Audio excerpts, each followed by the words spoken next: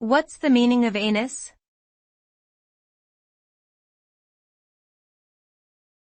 Anus.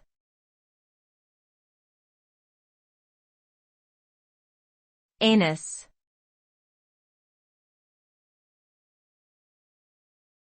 Anus.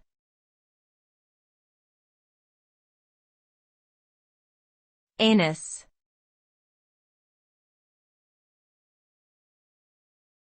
Anus.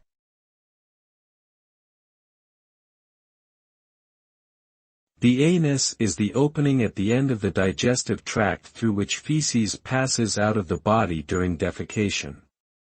It is a muscular sphincter that is capable of contracting and relaxing to allow for the passage of stool. The anus is also an erogenous zone and can be stimulated during sexual activity. As a sensitive area, proper hygiene and care are essential to avoid infection or discomfort. In summary, the anus is a vital part of the body's elimination process and can also provide pleasure when stimulated.